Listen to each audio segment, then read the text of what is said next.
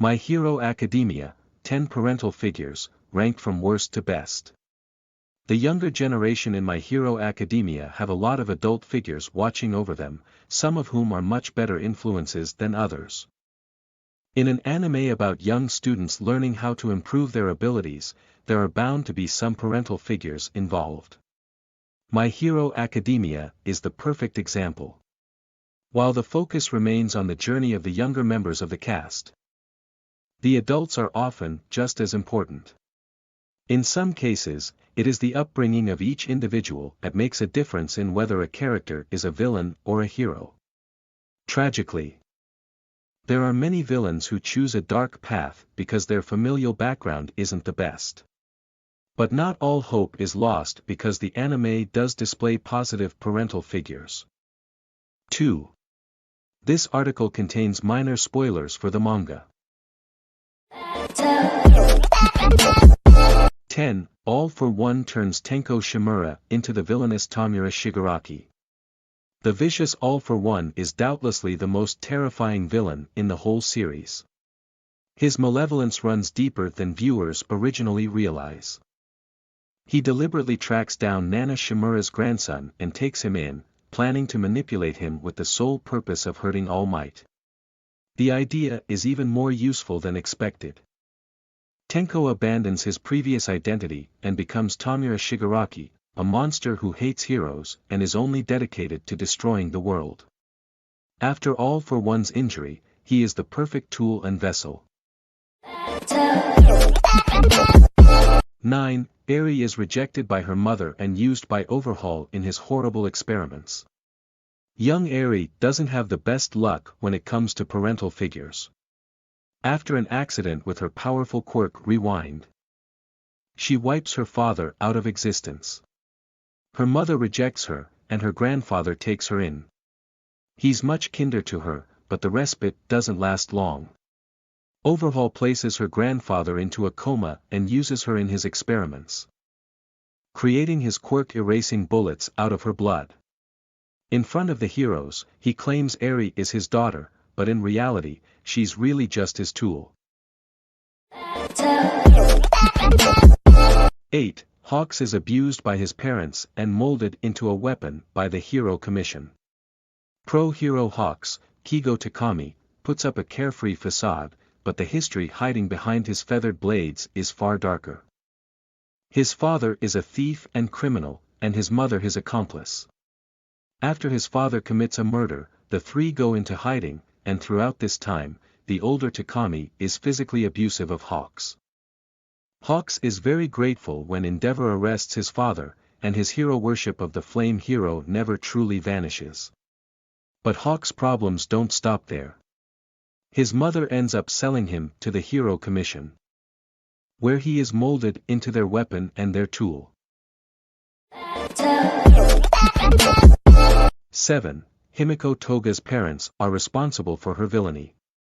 Himiko is born with a quirk that is considered villainous. Her power, Transform, gives her the ability to change into the shape of any person whose blood she drinks. Her parents reject her for her ability. As she becomes increasingly fascinated with blood, their inability to provide her with support shatters her mind. They often call her a monster. And that's exactly what she turns into. It's a case of a self-fulfilling prophecy, and of how badly quirk discrimination affects children. 6. Endeavor abuses his wife and his children. Despite having saved Hawks from his abusive parents, pro-hero Endeavor isn't much better than the criminal he arrests. He marries his wife Rei because of her quirk, in the hope that their children will fulfill his impossible dream of surpassing All Might. His obsession leads his oldest son Tuya to hate his whole family.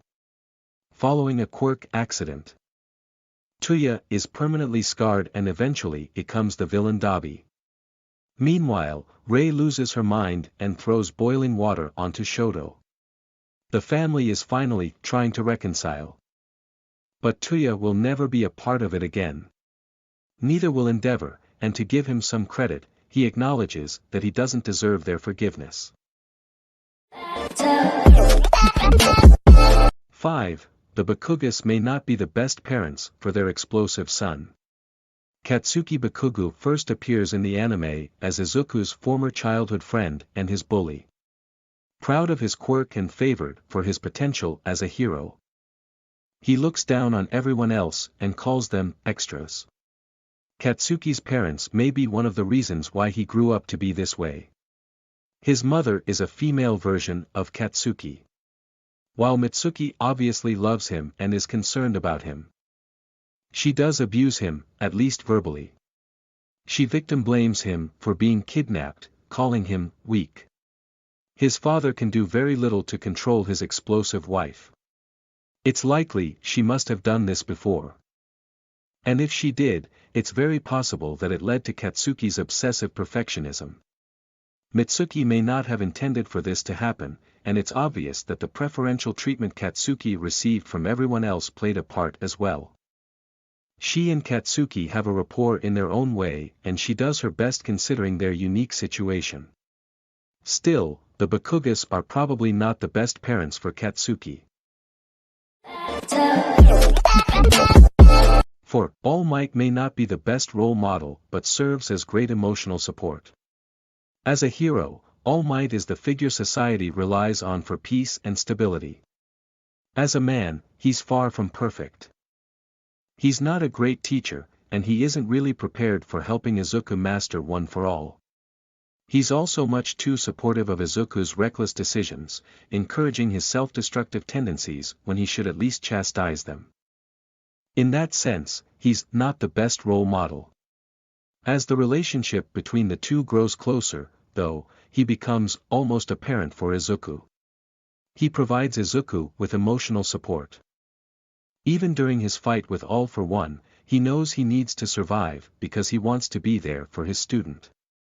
He may have his flaws, but he helps Izuku on the path to accomplishing his dream. 3. Inko Midoriya loves her son immensely even if she's not always supportive. All Might and Inko are as similar as they are different. Inko also loves Izuku immensely. She raises Izuku alone, which can't have been easy. She isn't always supportive, and her words, "I'm sorry," haunt Izuku all throughout his childhood. She's proud of him for accomplishing his dream but also worries about how much he's hurting himself. Many fans wonder how Inko missed all the damage Izuku received from his childhood bullies. Considering her genuine concern for him, it's unlikely that she was neglectful, so Izuku must have deliberately hidden it. Even so, despite all the hiccups in their relationship, she ultimately stands by his side. 2. Nana Shimura sacrifices her life to save All Might and gives up her family to keep them safe. All Might's mentor and the previous user of One for All, Nana places her confidence in young Toshinori Yagi's dream even if he is quirkless. Her teachings inspire Toshinori every day of his life. During a terrible confrontation with All for One, she sacrifices herself to give Toshinori a chance to escape. After her husband's death, she also gives up her own son Kotaro to protect him from the hero world. Unfortunately, her decision turns out to be misguided and things don't go the way Nana hopes. Kotaro misunderstands her desire to protect him and grows up hating heroes. He is abusive of his son Tenko when Tenko wants to be a hero, and that ultimately leads to Tenko killing his own family. It's a disaster that leaves Tenko vulnerable to All for One's manipulations. 1. Shota Aizawa protects his students at all costs. Pro-hero Eraserhead is an almost terrifying figure for the students at the beginning of the anime.